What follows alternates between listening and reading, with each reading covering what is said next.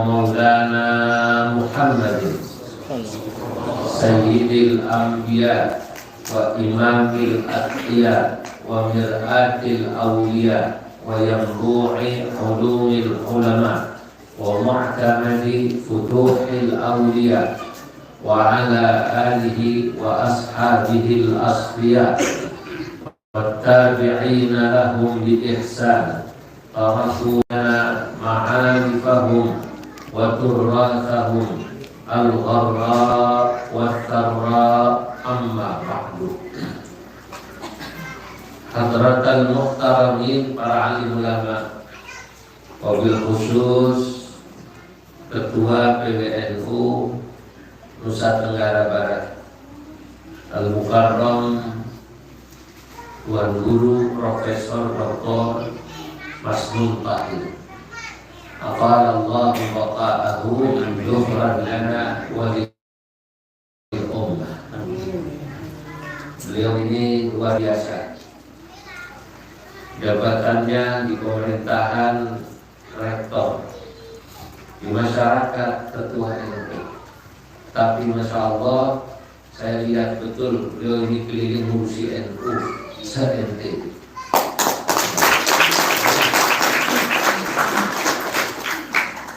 Kalau beliau sudah keliling NTB, saya mengusulkan jadi ketua umum PBNU. Kalau boleh atau tidak? Boleh. Tinggal berani apa tidak.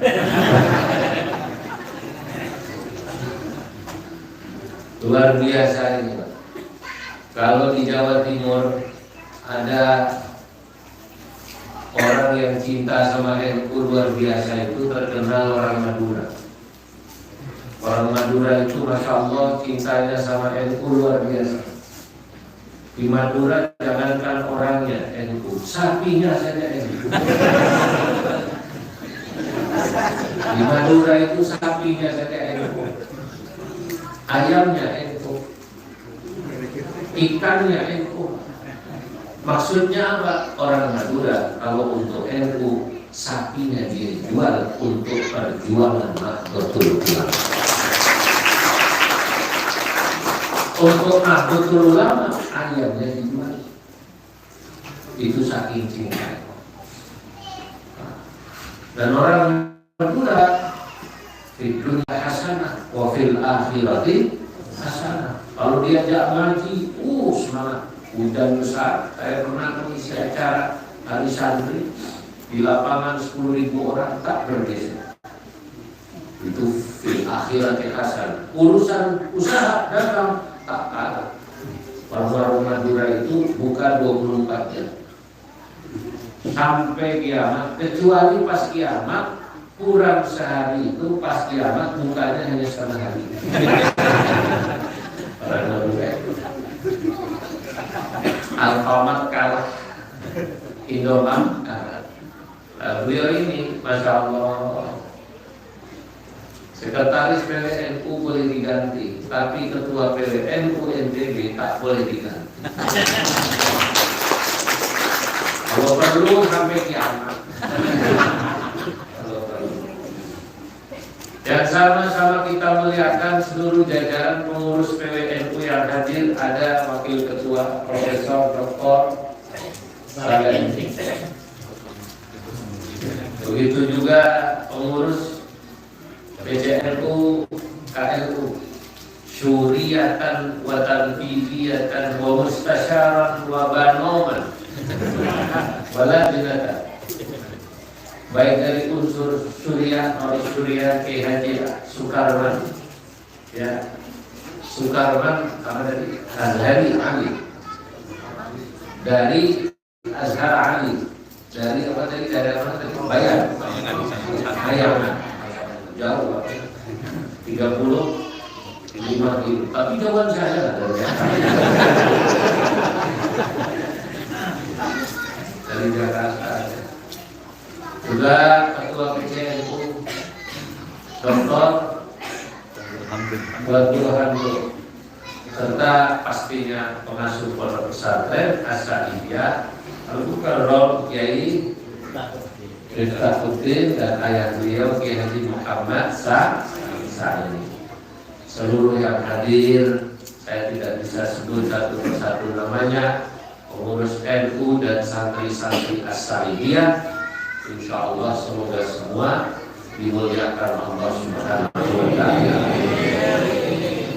Malam hari ini sebagaimana tadi yang disampaikan oleh Prof. Tuan Guru Profesor Kiai Haji Masnun, saya bayar utang.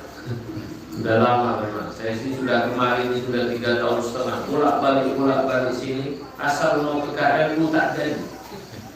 Tapi begitu tadi ditawari ke MWC Trawangan, jadilah.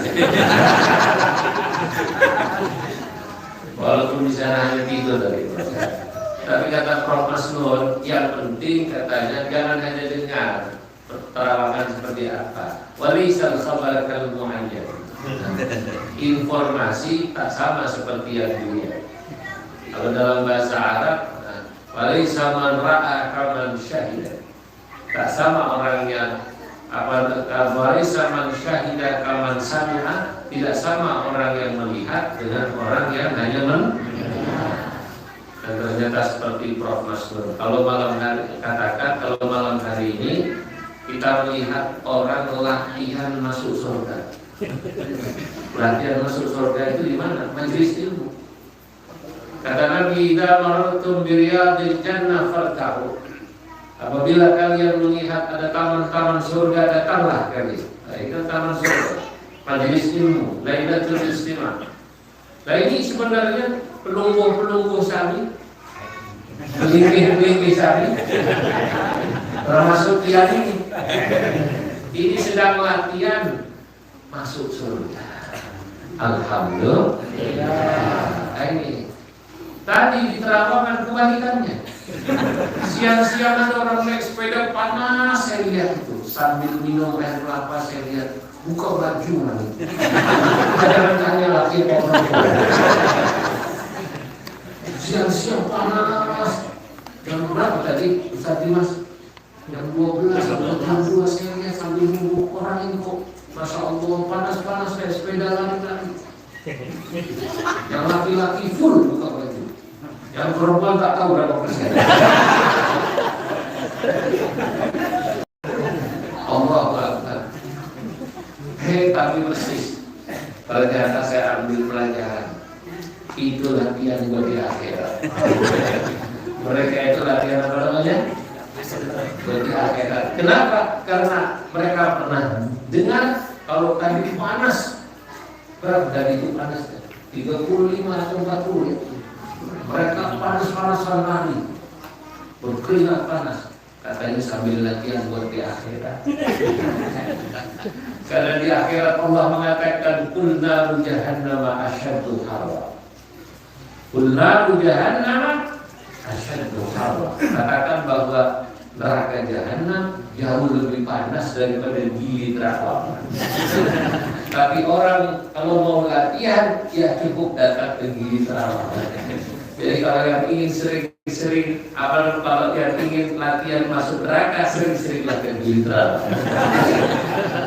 Saya cukup sekali.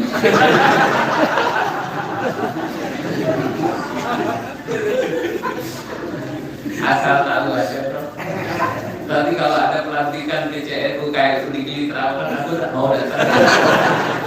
Tak boleh aja, aku tak boleh. Boleh, betul ya, boleh. Sudah. Hadirin yang dimuliakan Allah. Malam hari ini kita hadir bersama dalam acara Lailatul Istimah. Lailatul maknanya malam, al-istimah maknanya berkumpul. Ini adalah salah satu amaliyah yang diamalkan oleh ulama-ulama NU jauh sebelum NU didirikan, lalu kemudian dipatenkan menjadi satu kegiatan NU. Karena memang sesungguhnya amaliyah Nahdlatul Ulama itu jauh lebih dulu ada daripada berdirinya NU itu sendiri. NU didirikan pada tahun 1900. santri sini katanya ada tulisan Nahdlatul Ulama di atasnya itu. Saya tes. Tahun berapa nak? 1925, lumayan mendekati benar. Berapa? Ya, 1920. Tapi ulama-ulama NU dan masyarakatnya membaca Yasin, membaca tahlil, membaca maulid, dan lalu kemudian mengaji sebelum NU didirikan, mereka sudah melakukan. Jauh sebelum Nahdlatul Ulama didirikan, ulama-ulama NU sudah mengajarkan kitab-kitab turas, kitab-kitab klasik, kitab-kitab baik itu fikih maupun tauhid maupun nahwu sharh. Itu jauh sebelum NU didirikan sudah ada pesantren-pesantren. Bahkan jauh sebelum NU didirikan, ulama-ulama NU sudah punya satu tradisi diskusi yang namanya bahsul masail. Hanya pada masa itu disebut gerakannya, organisasinya taswirul afkar. Apa namanya? Taswirul afkar pada tahun 1918. Jauh sebelum NU didirikan beberapa tahun, sekitar 4 tahun, NU sudah punya kesadaran membangun ekonomi umat warganya. Ini orang yang kumpul-kumpul ini harus dipikirkan. Yang mereka petani bagaimana cara mendapatkan pupuknya. Yang pedagang batik bagaimana cara mendapatkan kain putih. Apa itu kain putih? Kalau di Jawa namanya mori. Kalau di sini apa kain putih? Untuk dibuat batik itu ada kain putih. Apa di sini? Bahannya? Hah? Ya kain putih kalau di Jawa. Dan kemudian pakai tekstil. Nah, mereka membentuk semacam koperasi lewat organisasi yang namanya Nahdlatul Tujjar. Yang ini nanti di pesantrennya Tuan Guru siapa itu? Tuan Guru Suwardi ini nama pondoknya Nahdlatul Tujjar. Kalau Nahdlatul Tujjar itu artinya santrinya harus dilatih untuk berdagang. Kalau sudah alumni tamatan pondok Nahdlatul Tujjar yang Tuan Guru Suwardi masih miskin, berarti namanya harus diganti. Kebangkitan para saudara Nahdlatul Tujjar. Bahkan yang namanya cinta pada tanah air yang sekarang ini sama-sama kita tahu. Kalau 17 Agustus kita memperingati baru tadi malam saya acara tasyakuran bersama Mamiku ya tadi malam di Islamic Center di lapangan. Tadi subuh saya di Masjid Islamic Center. Alhamdulillah saya ngajar tafsir tadi. Itu jadwalnya profesor itu. Mewakili ya. Sekali-kali enggak apa-apa lah. Waktu ketua umum mewakili ketua. Hebat sekali. Saudara-saudara, jauh sebelum Indonesia berdiri, yang namanya cinta tanah air sudah ditanamkan oleh ulama-ulama kita dalam gerakan-gerakan yang mereka buat, yang puncaknya pada tahun 1924 dibentuklah sebuah organisasi yang namanya Nahdlatul Wathon. Sebelum di sini ada namanya NU sudah punya gerakan namanya Nahdlatul Wathon 1924. NU bertahun berapa didirikan? 54 jauh kan? 24 ke 54 berapa tahun itu? 30 tahun. Yang kemudian berdirilah pandu-pandu dari pasukan Hizbullah. Salah satu lagunya yang terkenal itu kemudian setiap acara NU selalu kita nyanyikan namanya Syubbanul Wathon. Ya lal watan, ya lal watan, ya lal watan. Watan minal iman, wala takun minal iman. Bina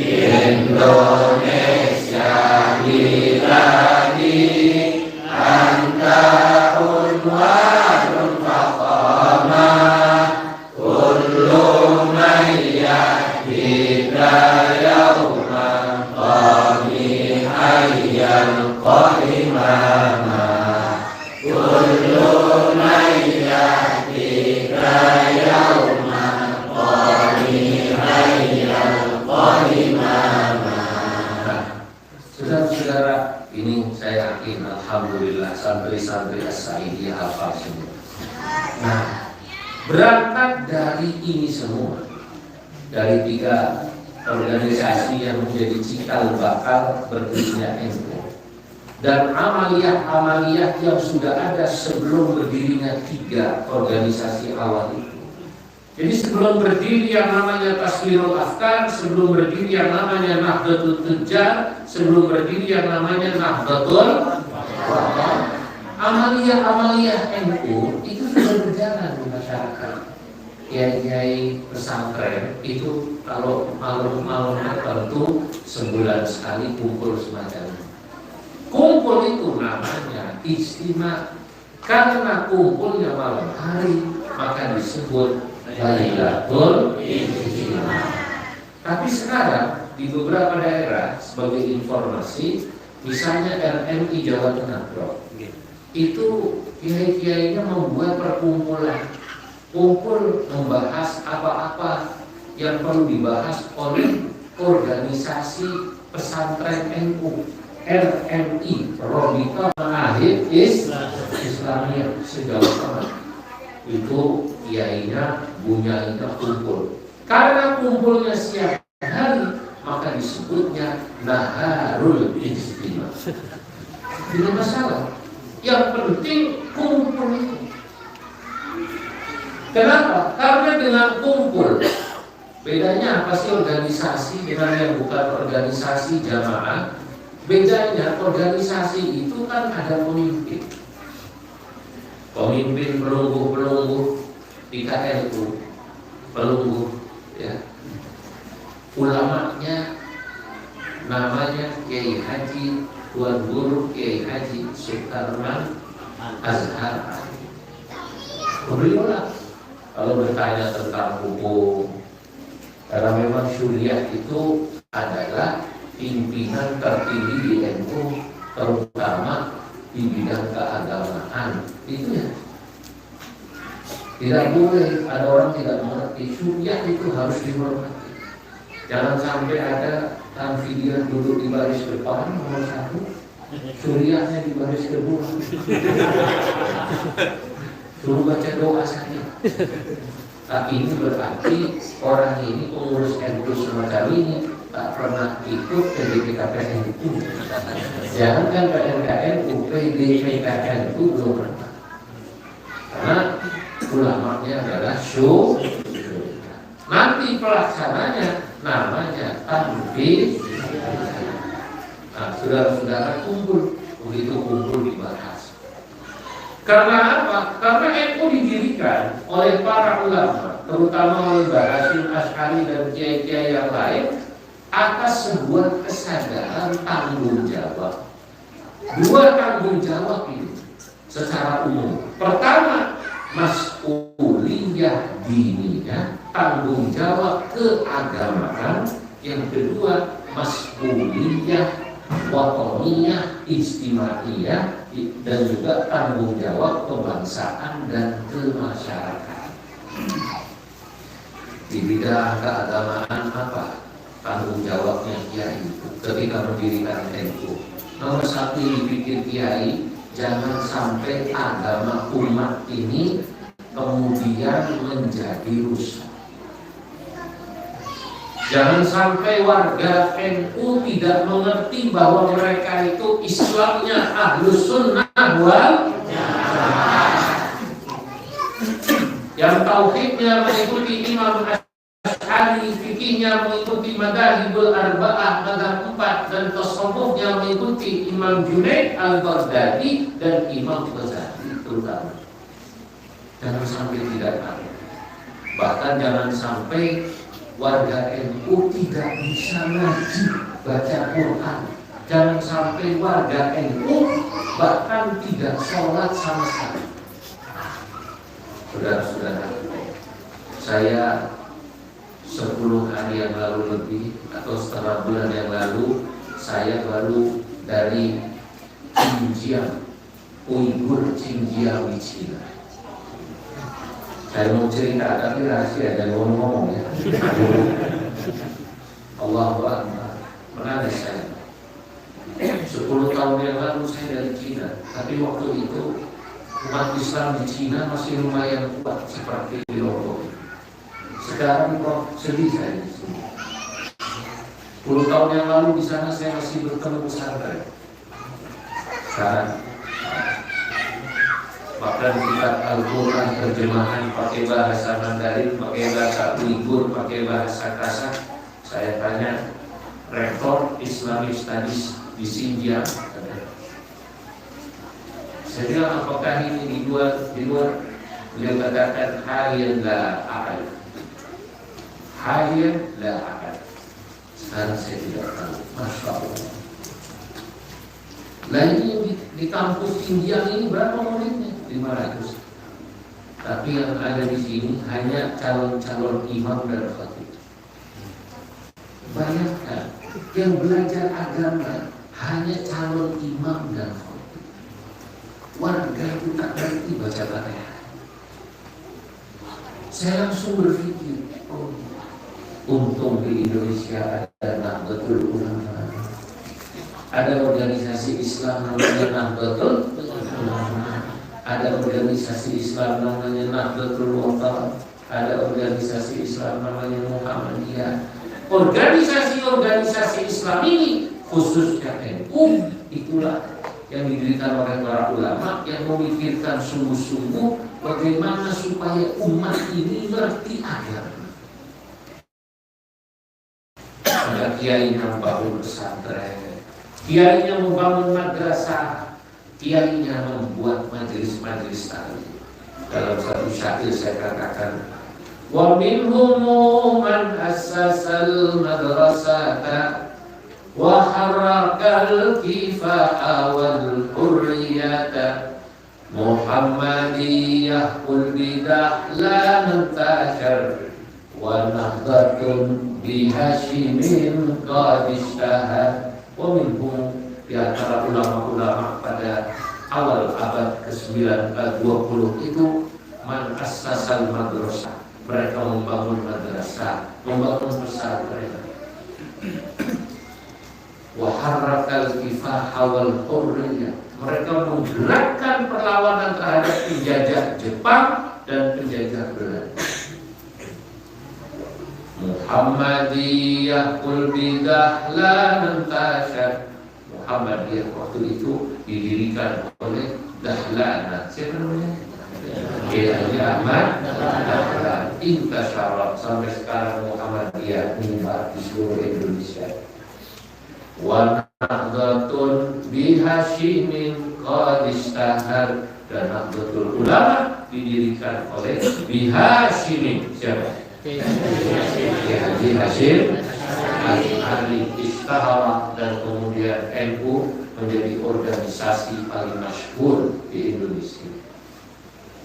Tanpa perlu mengecilkan yang lain, saya harus jujur mengatakan NU paling besar. Di mana saya datang ke Indonesia, prosok-prosok. Saya sudah datang ke Bukendibul, di Merauke naik lagi. Saya sudah datang ke Papua, bagian-bagian yang jauh-jauh, termasuk yang di NTB ini. Ke Sekotong saya sudah. Waktu itu ke NWC Sekotong. Saya kaget juga, kemudian bilang berikutnya sambutan ketua NWC.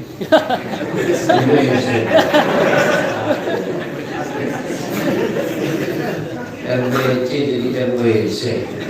Sekotong. Tapi ini dulu instruktur PDPKPN punya ini tadi masih kurang pas ya. Apa belum ada instruktur PDPKPN itu menyebut MWC dengan apa tadi? MWC. Saudara-saudara, NU di mana-mana. Nah, NU didirikan untuk kesadaran tadi. Bagaimana agama masyarakat umat ini. Saya juga di Cina, di Jepang, di Korea, bahkan di beberapa negara lain yang juga Islam. Kenapa kok tidak sehebat di Indonesia? Karena di sana tidak punya organisasi seperti itu. Kalau ada, insya Allah agama.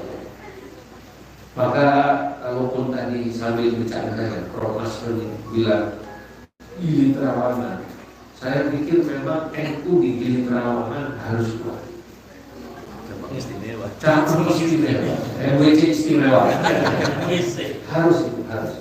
Sebab kalau tidak, Anda bisa bayangkan anak-anak situ lebih fasih ngomong Inggris. Iya, daripada Mahalul Qiyam. Nanti diajak Mahalul Qiyam dia bilang tak ngerti. I don't know. I don't care. Dia bilang apa namanya? I don't care. Kenapa? Karena tidak pernah ditanamkan keilmuan di negara. Maka tolong ini Pak Ketua dipikirkan bagaimana di sana. Kita memang tak bisa lagi menghadapi itu, tulis tak bisa. Yang bisa kita lakukan bagaimana ketika semacam itu terjadi, tapi agama di sana khususnya NU tetap. Dan saya dengar tadi katanya alhamdulillah sholatul siram ini. Alhamdulillah.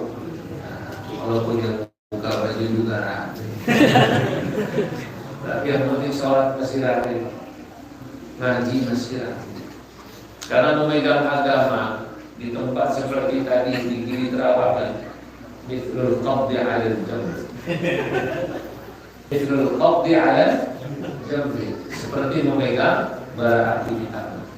Dalam hadis yang ditulis kitabnya ini oleh Sayyid Muhammad bin Alawi bin Abbas Al-Maliki, nama kitabnya Rahmatul Ummah atau Syaraful Ummatil Muhammadiyah, maaf saya koreksi.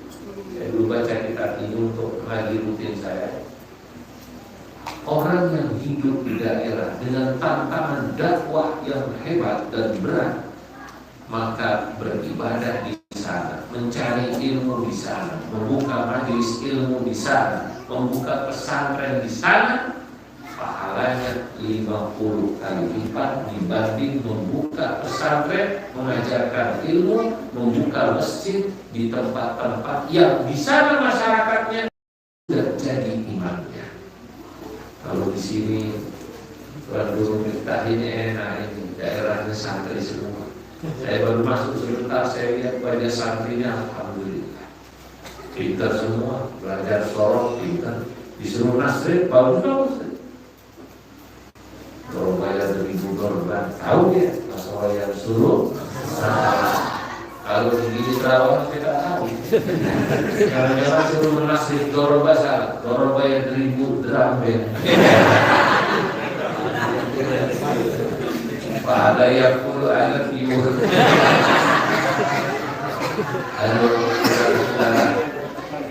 Bahaya. Saya mau menghadir berarti. Tadi langsung urus masih tunggu saya ini. Ya, kalau nanti kapan-kapan datang ke sini, masya Allah. Minta dakwah di sana. Sudahlah kalau begitu terpaksa. Habis kalian dan perhatikan PCNU KM. Ya Allah, Rasulullah. Mungkin jemaah yang dimuliakan Allah. Jadi tanggung jawab keagamaan inilah. Sesungguhnya apa yang dilakukan ulama NU melanjutkan apa yang dilakukan oleh Nabi. Karena Nabi itu perhatiannya satu, umat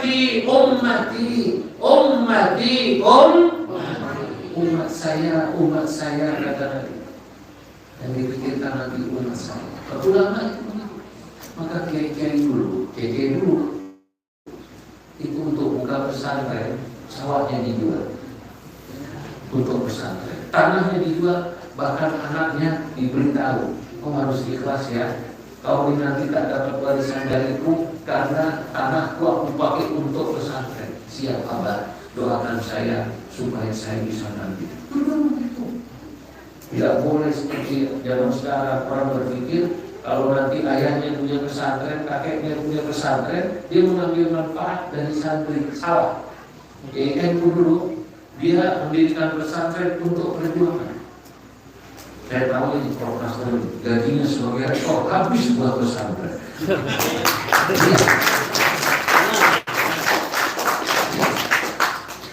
Buat bangun pondok terus,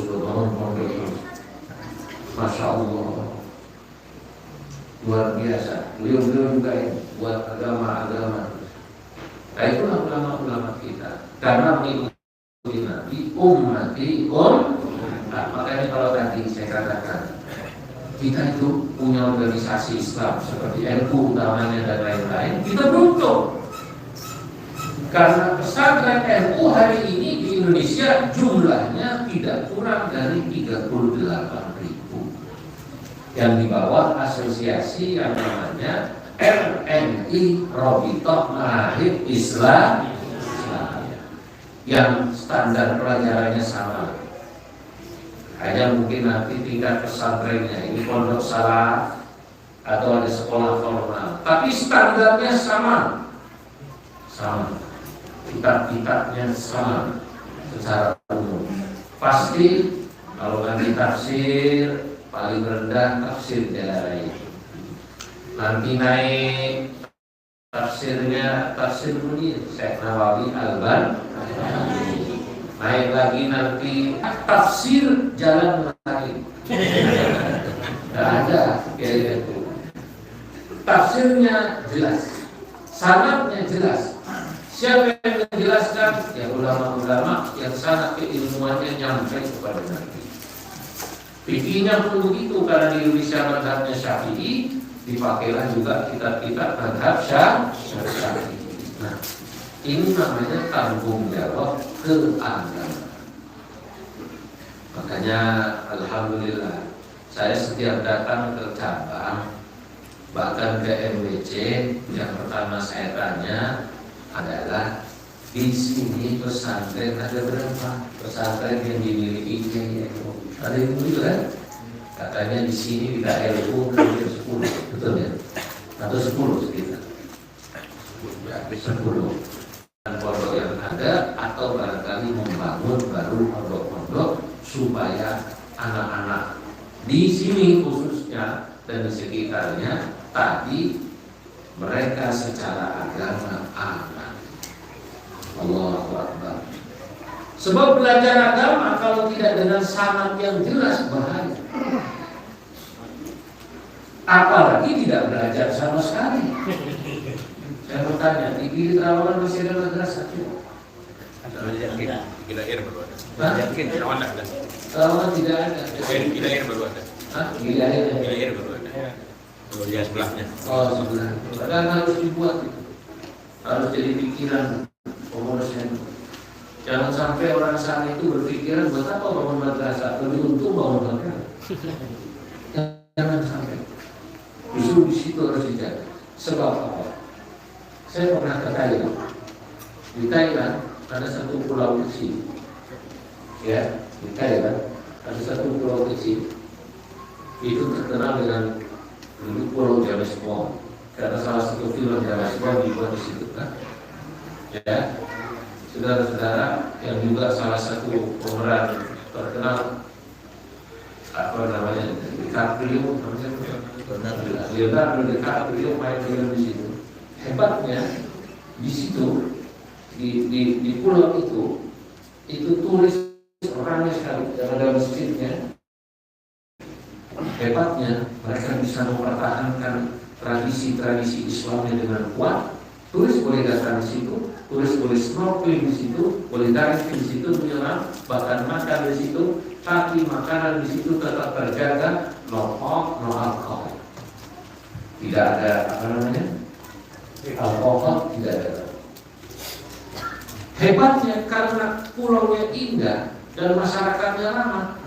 Saya lihat betul di Ummi Ainaya dengan mata kepala saya sendiri ribuan turis datang, termasuk orang-orang hebat. Saya lihat masjidnya, saya lihat madrasahnya, Masya Allah. Karena itu kaitannya tidak begitu jauh dari Aceh. Kuat. Nah ini supaya kita datang, saya datang itu juga ada kemudian apa yang saya pikirkan. Jadi gitu, Santi Mas. Saya tadi itu kesana itu kalau tak lama di luar ya, nunggu makan, tapi itu pikiran saya. Kalau saya di rumah saya nggak tahu apa yang dipikirkan. Pikirkan kembali lagi. Allah itu pikiran saya. Bagaimana madrasah di sana? Allah, anak-anak. Jangan sampai mereka tidak tahu. Nah, yang kedua, NU itu didirikan dalam rangka tanggung jawab mas'uliyah wataniyah, yang termasuk di dalamnya itu ada unsur istimewa, tanggung jawab kebangsaan dan kemasyarakatan. Indonesia ini berdiri sesudah NU berdiri.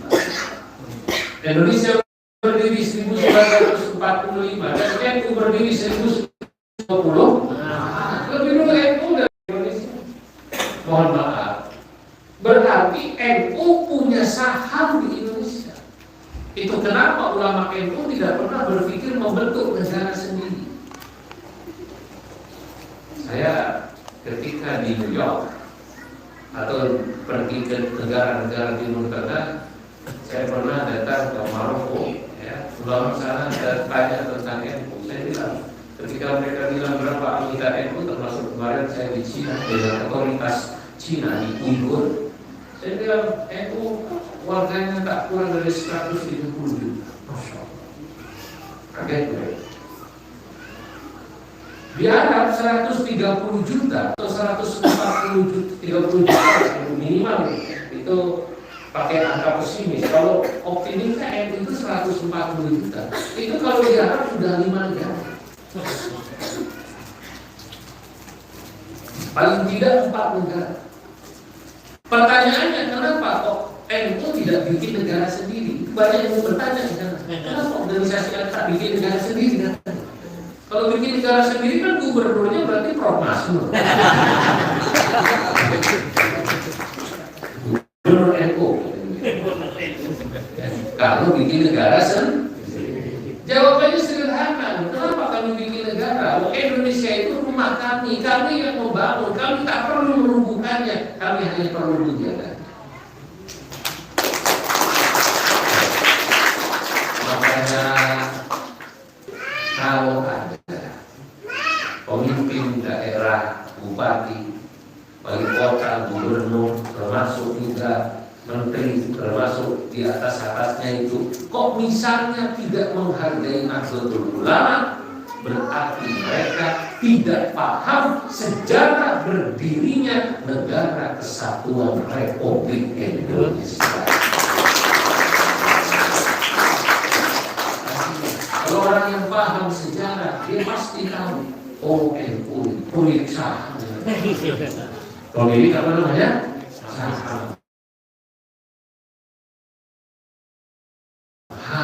Pengurus NU juga harus gagah, Pak, sama pejabat-pejabat itu.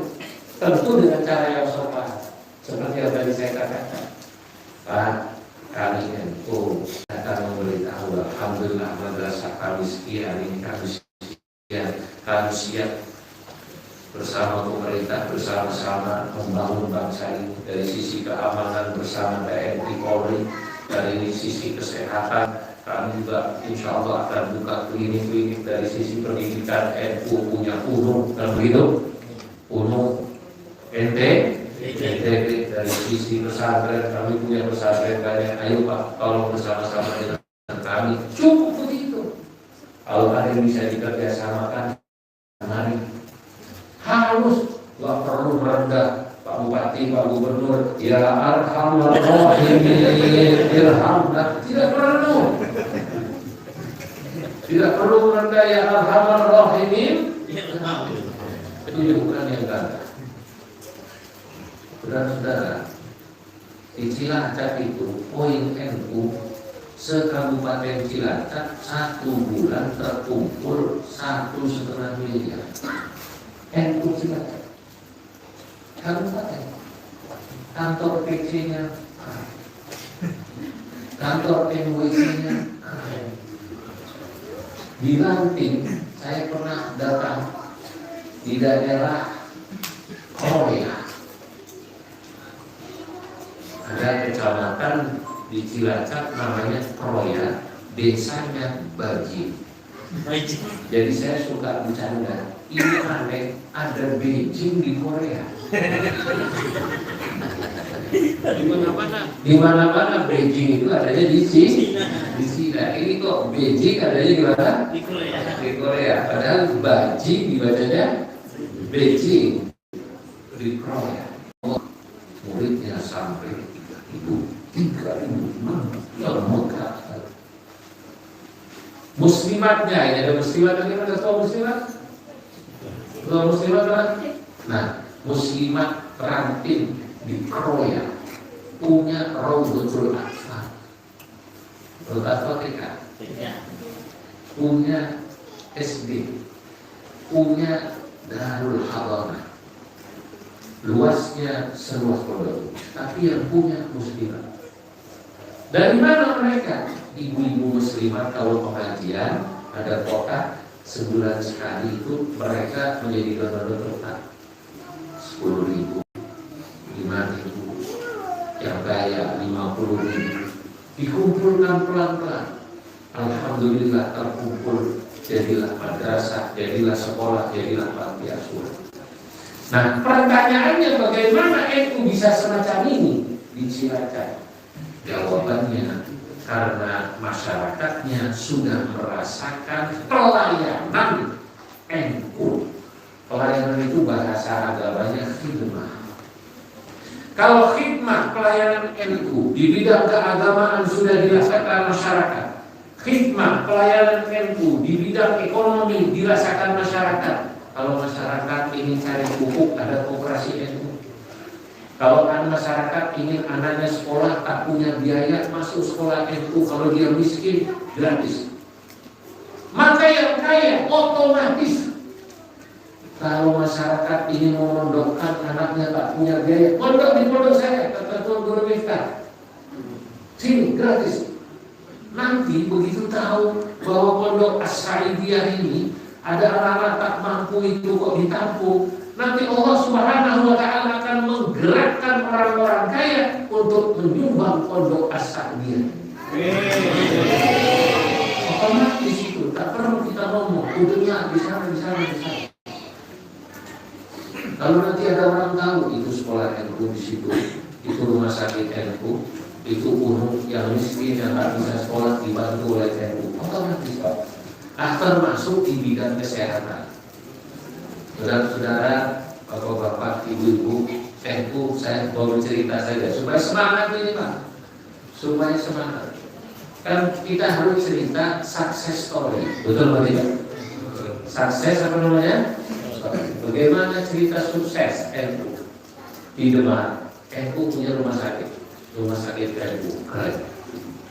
Saya meresmikan tahun lalu kurang unit cuci darah.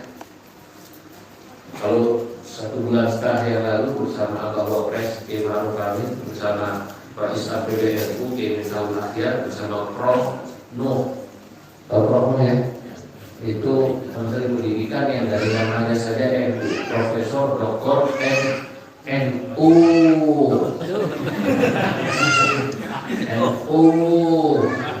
Nuh meresmikan Rumah Sakit Islam NU Surabaya 9 langkah. Itu habisnya 2 triliun. Ini hanya unit tambahan. Kalau unit sebelumnya lebih. Nah, kalau rumah itu cuci darah. Kenapa kok bisa hebat begini Rumah Sakit NU? Sebab NU di kecamatan-kecamatan semua punya yang namanya ambulan. Antar jemput warga NU yang sakit di kampung-kampung, terutama yang miskin, diantar jemput gratis. Karena itulah kemudian orang senang menyumbang NU sekali lagi.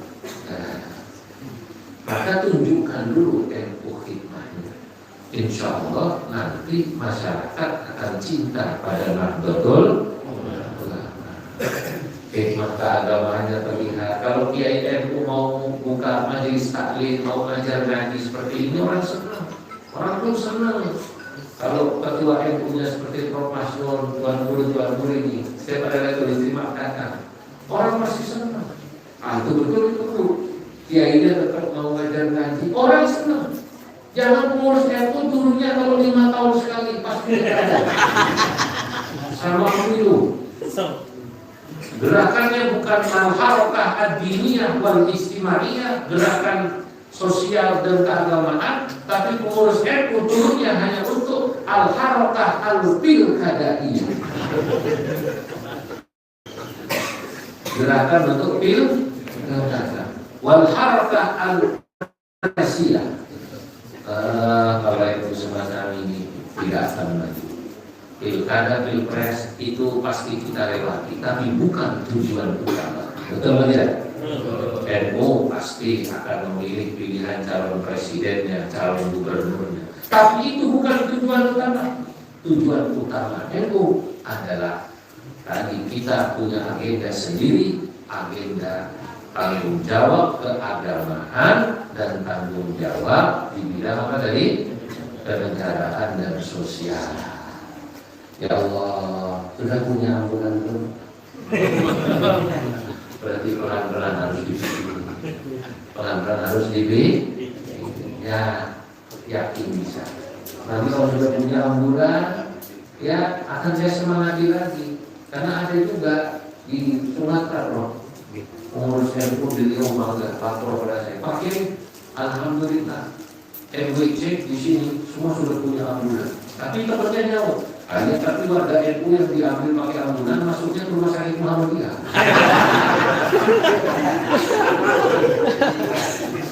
Kata saya berarti harus bangun rumah sakit. Yang sudah punya ambulan harus bangun rumah sakit. Jangan seperti pengurus NU lain itu bicara bangga, Pak Kiai. Alhamdulillah NU dan Muhammadiyah di sini kerjasamanya kompak. Muhammadiyah membangun rumah sakit, Muhammadiyah membangun kampus, NU menyiapkan pasien dan mahasiswa. Berarti NU ini untuk tetap Muhammadiyah. Saudara-saudara, maka keluarga NU yang banyak ini adalah potensi. Sama kayak sebuah negara, kalau warganya banyak itu potensi, betul tidak? China memanfaatkan potensi warganya yang besar 1,3 miliar. Kenapa kita tidak memanfaatkan Indonesia warganya yang besar? Kenapa? Nah betul banget tidak memanfaatkan potensi warganya yang besar. Sekarang banyak anak-anak muda, mereka sudah hilang hubungan ikatan primordialisme keagamaan dan kedaerahan. Kadang-kadang orang Lombok pun ditanya, orang mana? Indonesia. Indonesia yang mana? Oh. Tapi dia tak peduli lagi dengan bahasa daerah. Berarti dia sudah putus. Oh Islam? Islam. Islamnya keluargamu ikut NU, Muhammadiyah atau Nahdlatul Ulama atau apa? Saya mending Islam. Kenapa ini bisa terjadi? Di kota-kota besar sudah mulai muncul cara berpikir semacam ini. Mereka tak punya lagi ikatan. Orang bilang ikatan primordialisme. Tidak bisa disalahkan para pemuda-pemuda ini. Mereka kalau kaya, jangan salah. Banyak orang Lombok, banyak orang Jawa yang dia sebenarnya bapaknya NU, kakeknya NU, tapi kalau dia nyumbang tidak ke NU. Kemana? Ke lembaga-lembaga yang dia tidak kenal. Bahkan kadang-kadang ke lembaga yang memusuhi NU. Paham apa tidak? Tak perlu saya sebutkan. Paham ya? Kenapa? Ya ini tidak bisa disalahkan mereka. Ya ini karena pengurus NU-nya tidak mau bergerak. Padahal al-harakah barakah, gerak itu akan membawa bergerak. Nah, makanya anak-anak kita dari pesantren kenal sama NU. seperti Tuan Guru Miftah ini malam hari Lailatul Istimewa diundang langsung dari PBNU. Gak main-main. Ya Allah, kalau sengaja undang susah. Betul. Sengaja undang susah. Banyak orang mengundang saya itu kadang-kadang santri harus setengah tahun. Masya Allah, berterima kasihlah kepada pesawat yang berbentar. Alhamdulillah. Ini penting. Kenapa? Karena ketika saya jadi santri seperti anda santri, pondok saya itu kedatangan tokoh-tokoh PBNU, tokoh-tokoh nasional. Sehingga santri itu dia tertanam. Dulu ketika aku mondok dia saja yang datang ke tempatku pengurus PBNU, Profesor Dr. Tuan Guru Haji Masnun. Dulu kata saya di sini, beliau masih ada, masih katanya. Dulu